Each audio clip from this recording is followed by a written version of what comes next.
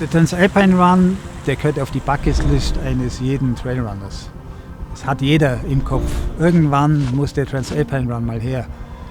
Und es hat wirklich eine Faszination. Du tauchst eine Woche lang in diese Blase aus Anstrengung und völlig wahnsinnigen Menschen und nimmst nichts anderes mehr wahr. Es ist ein Etappenrennen, je nach Streckenlänge zwischen 7 und 8 Etappen. Jede Etappe hat im Schnitt zwischen 30 und 50 Kilometer bis zu 3000 Höhenmeter. Also das ist schon eine sehr anspruchsvolle Urlaubswoche, wenn man das mitmacht.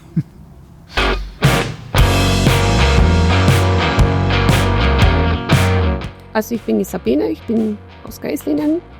Ich bin vielseitig unterwegs mit sportlichen Aktivitäten, aufs Radfahren, Laufen, im Winter in die Berge.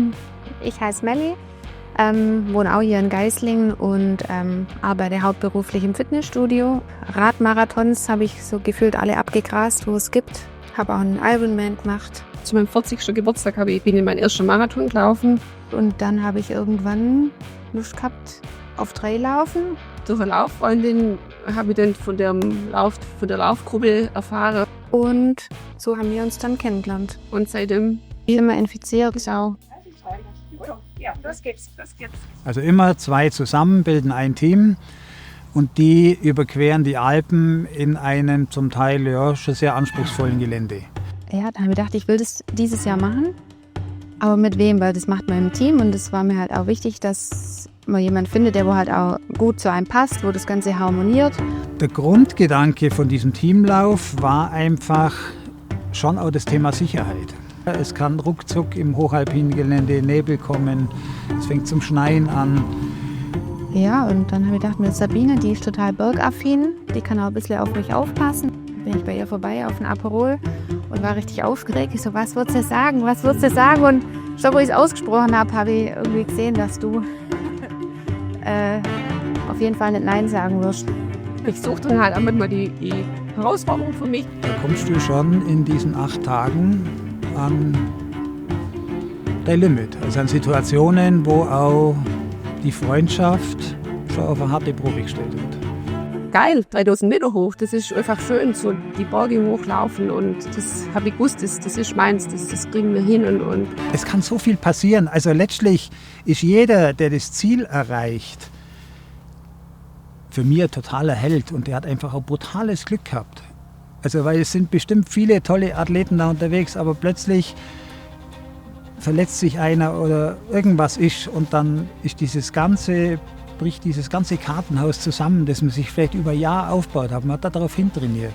Also deswegen werden da auch während dem Rennen schon brutal Emotionen frei auch zwischen den Athleten.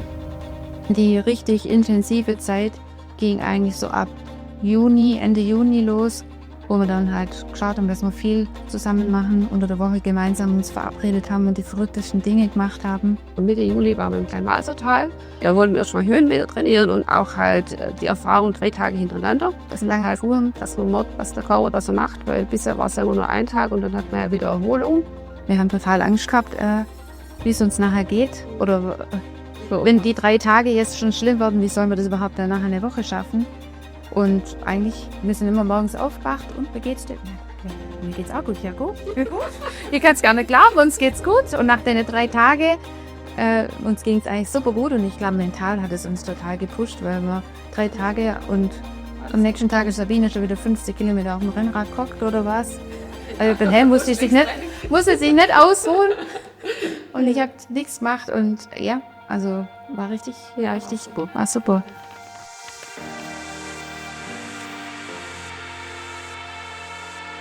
Die erste Etappe, die war halt irgendwie, das war ein super guter Start, weil die auch brutal schön war. Spektakulär, wirklich gleich schon wieder Gänsehaut. Das Wetter war toll, die Berge hat man gesehen, eine mega Landschaft, wie viele Bergseen. Diese Stimmung, wenn du weißt, das ist halt der erste von 7 Tagen, das war unfassbar. Irgendwie waren wir total froh, dass es endlich losgeht, aber hatten auch total Respekt davor. Jetzt geht's einfach los, jetzt zählt's soweit. Und heute wirklich kühlen Kopf bewahren, nicht zu schnell loslaufen. Ein Nasserei sind wir dann ins Ziel eingelaufen. Das war so ein Dorfplatz. Das war wunderschön. Das war so ein kleiner Dorfplatz. Und wo es dann halt Verpflegung gab, sind wir da kurz gesessen und ja, haben wir uns glücklich gefühlt und wir haben es gefinisht den ersten Tag. Das war ein tolles Gefühl.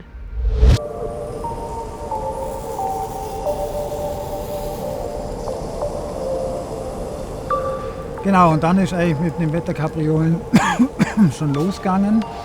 Also heute ist der 3. Tag und unsere Beine sind noch relativ frisch. Aber heute ist das Wetter leider, das Kaiserwetter ist vorbei und deswegen sind wir ein bisschen angespannt, wie das heute wird. Vor allem sind wir heute ziemlich hoch auf 2,5. Da wird es wahrscheinlich recht kalt sein. Heute ist unsere Königsetappe. Hoffen wir, dass wir gut durchkommen. Also der Streckenchef hat am Sonntagmorgen noch vor dem Start gesagt, genießt heute den letzten Tag. Das würde ich auch nie vergessen. Ich muss es euch leider sagen, das ist heute der letzte schöne Tag und das war so. Es hieß leichter Regen an dem Tag und dann sind wir von Imst ins Paznauntal nach See. Und wir eigentlich schon alle gedacht haben, so insgeheim, die Strecke wurde dann wieder abgesagt oder gekürzt. Genau. Und dann war das Briefing abends und dann ist uns gesagt, Start war um 6 Uhr. Also im Dunkeln sind wir losgelaufen, auch mit dem Tag. Also nichts mit Auswahl der Strecke und kürzer. It's not really the original stage, also es ist nicht die wirklich originale Etappe, weil ich habe mir erlaubt, am Ende 4 Kilometer wegzunehmen.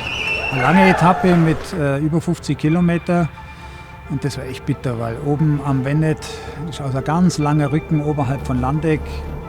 Da war es hat einfach geregnet, es hat gestürmt, es war wirklich grausig. Also, Ich meine, wir sind ja auch nicht aus Zucker, aber irgendwie nicht das bevorzugte Wetter. Und ja, wenn dann alle laufen, dann man läuft halt einfach. Also ich denke jetzt auch, es war verrückt und es war auch verrückt. Oder ich kann es mir gerade nicht mehr vorstellen, aber irgendwie, wenn man in dieser Blase drin ist, dann man läuft einfach und irgendwie sind alle gut drauf. Und es macht dann auch trotzdem Spaß, es ist trotzdem cool. Und solange man in Bewegung ist, bleibt man warm und sieht immer von außen manchmal schlimmer aus, wie es manchmal wirklich ist. aber die haben gesagt, ach, das ist super, endlich kann ich mal meine super teure Jacke ausprobieren. Und das fand ich mega, das fand ich total cool. Jawohl, auf geht's! Und wir haben schon 5-mal gedacht, wir sind oben, aber wir waren nie oben. Genau, aber jetzt sind wir froh, dass wir den höchsten Punkt haben. Unterwegs haben wir SMS bekommen mit Handschuhe anziehen. Und jetzt müssen wir gucken, dass wir runterkommen, weil sonst frieren wir aus. Wind ist arschkalt. Genau. Es gibt nächste Verpflegung bald und da gibt es hoffentlich was Warmes zum Trinken. Man redet sich halt schön oder macht halt Witzle drüber oder wenn es halt hart ist, redet man halt einfach immer gar nichts. Man redet halt mit sich selber dann. Also gerade wo es so extrem kalt war, ich habe die ganze Zeit mit mir selber geredet und dachte, ich kann Gott sei Dank laufen und sitze nicht auf dem Fahrrad. Auf dem Fahrrad wäre es viel kälter. Ist wirklich so. Also ich hab's eigentlich noch gut, obwohl es ja beschissen war. Aber es ist eigentlich gut. Ich habe schon viel schlimmer gehabt. Hey! Wie läuft's? Ja. Letzte 5 Kilometer. Sehr gut. Wir haben es geschafft. Ja. Wir haben uns wieder veräppelt. Du nicht veräppelt, warum? Das sind über 3000 Höhenmeter. Echt? Ah, krass. Ja. Eigentlich Okay. sind wir 2,8, Aber sind gut durchgekommen. vor allem schutzfrei runterkommen. Das ist wichtig. Ab ins Ziel, ja. Ab ins Ziel. Da muss ich jetzt beeilen, sonst sind die vor mir da.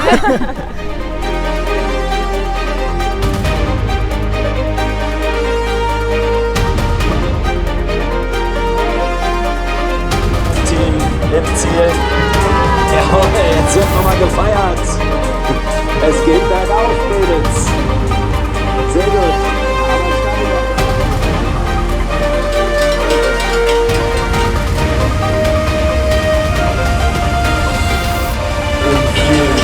Im Ziel.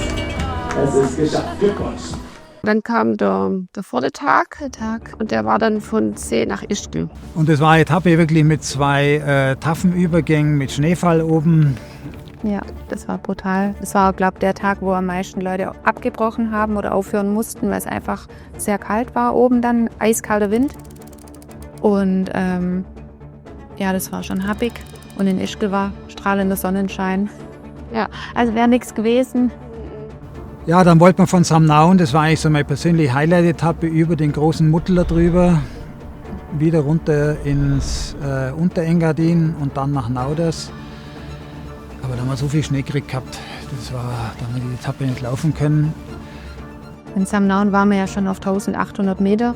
Das heißt, da war es, also wir sind, glaube ich, morgens aus dem Hotel raus, da hat es 1 Grad gehabt. Ja, gefühlt. Also war echt kalt. War sehr, sehr kalt. Und dann war der Start wurde dann da verlegt. Und dann haben wir wirklich in der grünen Wiese, im Wald, unten im Inntal, haben wir so einen Artificial Start aufgebaut und haben die Leute mit mehreren Bussen dann von Samnaun runter ins Inntal, dass die da starten können. Und das war so cool, das war so eine coole Stimmung und die haben das so gefeiert, dass sie trotz dieses schlechten Wetters eine Etappe laufen dürfen und wir das nicht komplett canceln. Weil die ursprüngliche Strecke nicht laufbar gewesen wäre mit Wintereinbruch und zu viel Schnee. Power, Sabine Renner und Melanie Bernardino Rodrigo. 4. Platz bei den Master Women und nur 3 Minuten an Platz 3 vorbei. Wieder eng geworden hier.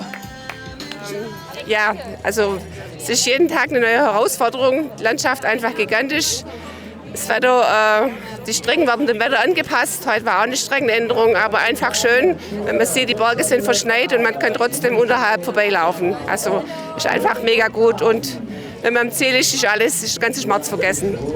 Man kann sich nicht vorstellen, das zu machen, aber irgendwie geht's. Irgendwie, man läuft jeden Tag. Ich habe schon gesagt, ich fühle mich wie Forrest Gump langsam. Und dann an Tag 3, Tag 7, ging es dann los. Winter Wonderland. Da war es dann richtig Winter.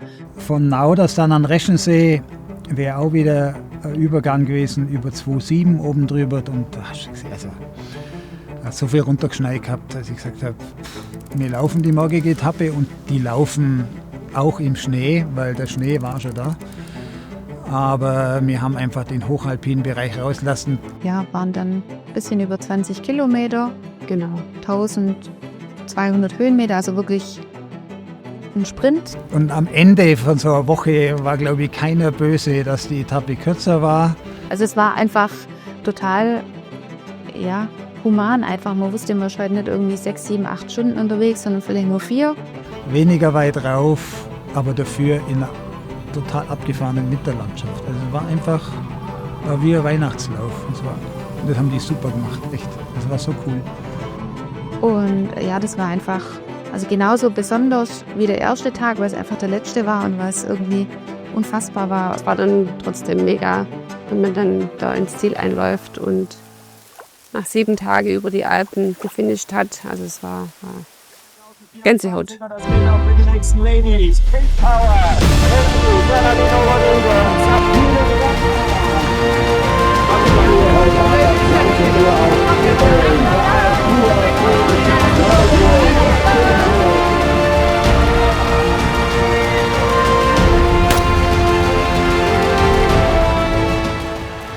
Irgendwie, das muss man alles erstmal verarbeiten. Ich kann es noch gar nicht glauben, dass wir im Ziel sind. Ich fand es jetzt mega im Team zu laufen. Das war für mich was ganz Besonderes, weil zwischendurch bekommt man dann schon Durchhänger und denkt, was macht man eigentlich hier? Wind und Schnee und kalt.